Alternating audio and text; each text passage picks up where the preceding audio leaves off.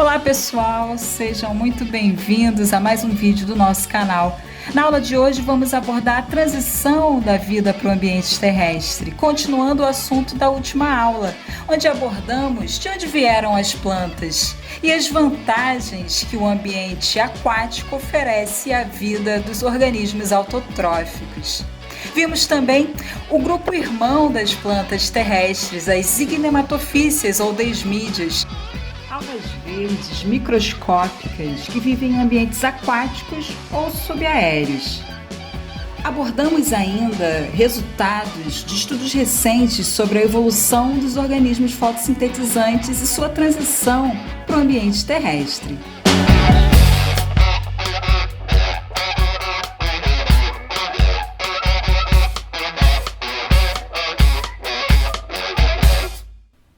Seriam aí os fatores limitantes para essa transição para um ambiente terrestre? No ecossistema terrestre, a gente tem alguns fatores limitantes que são bem diferentes daqueles que existem no ecossistema marinho ou na água doce também. No ambiente terrestre a gente tem uma quantidade de luz e gás carbônico muito maior. Contudo, o acesso à água e aos sais minerais, aos nutrientes necessários para a vida das plantas, é mais difícil.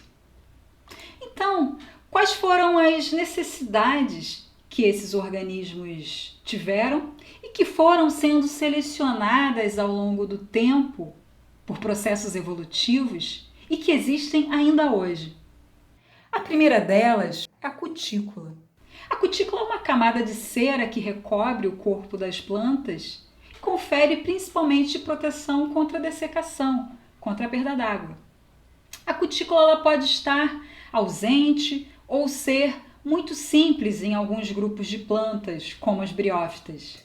Isso vai ser assunto também de uma próxima aula aqui do nosso canal. Com a presença de uma cutícula que torne o corpo impermeável, uma outra característica que surgiu e foi selecionada aí ao longo do tempo por mecanismos de seleção natural foram aberturas, os estômatos. Estômatos, eles não estão relacionados apenas às folhas das plantas vasculares.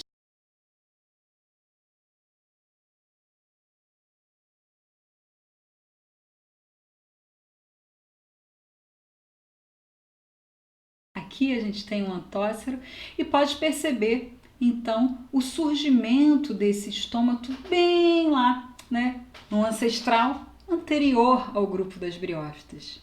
Algo que é importante da gente deixar bem claro é que os estômatos surgem sim nas briófitas, mas não surgem na geração dominante do ciclo de vida das briófitas. Relembrando, as briófitas têm um ciclo de vida diplobionte, com alternância de gerações como todas as plantas. Só que a geração dominante nas briófitas é a geração de gametófito, que é a geração haploide. E os estômatos surgem no esporófito, que é a geração dominante das plantas vasculares. E é a geração aqui nas briófitas que serve para produzir e dispersar os esporos.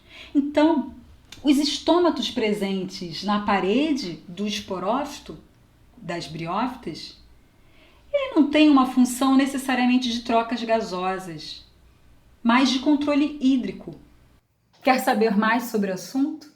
Fique ligado aqui na descrição do vídeo que eu vou colocar alguns trabalhos para vocês.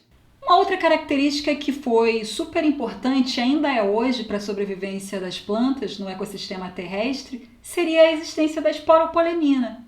A esporopolenina é um polímero que recobre esporos e grãos de pólen que surgiu na realidade ainda no grupo das algas, mas que nesse momento de transição para o ambiente terrestre foi uma característica essencial, não só para a transição, como também para a manutenção desses organismos nesse ecossistema. Outra característica importante é a proteção contra raios ultravioleta. Então a gente tem uma camada de ozônio que existe no nosso planeta, que ajuda um pouco, retém um pouco dessa radiação ultravioleta. Contudo, no ambiente aquático, a coluna d'água também ajuda a segurar um pouco desses raios ultravioleta. O que aqui no ecossistema terrestre é mais difícil. Por isso a importância de ter uma proteção. E muitas dessas plantas têm essa proteção, uma proteção química, por exemplo, com a presença de fenóis. Uma outra característica importante foi a existência de um embrião que fica protegido no corpo da mãe. Esse foi um assunto que a gente já discutiu na nossa aula, né? E esse embrião fica dentro, então, do arquegônio. As plantas precisaram também desenvolver mecanismos para dispersão dos seus esporos e das suas sementes, já que agora não é mais feito, elas não vivem mais na água. Algumas plantas ainda mantêm a dependência da água para a reprodução sexuada, ou seja, para a liberação do gameta masculino e fecundação do gameta feminino. Contudo, para a dispersão de esporos e sementes, ocorre uma independência da água e cada planta deu sua solução. Aqui no caso, os briófitas desenvolveram peristômios, que são dentes que se abrem e se fecham e ajudam na liberação dos esporos. As plantas também desenvolveram uma estrutura, um órgão especial para absorver água e nutrientes. Essa é a função das raízes. Importante destacar que as briófitas não têm raízes, têm apenas rizóides, como eu falei na última aula. Mas, então, como que as briófitas absorvem a água e os nutrientes? Briófitas podem absorver água e nutrientes por qualquer parte do corpo. Elas são poiquilohídricas, como as algas. É uma plesiomorfia que foi mantida e está aí até hoje, mantendo o sucesso dessas plantas no ambiente terrestre. Quando a gente pensa nos fatores limitantes para a transição e para a permanência dessas plantas no ambiente terrestre, uma outra característica que é importante da gente lembrar é o plano de organização do corpo ou arquitetura corporal das plantas, que será tema de uma próxima aula aqui no nosso canal.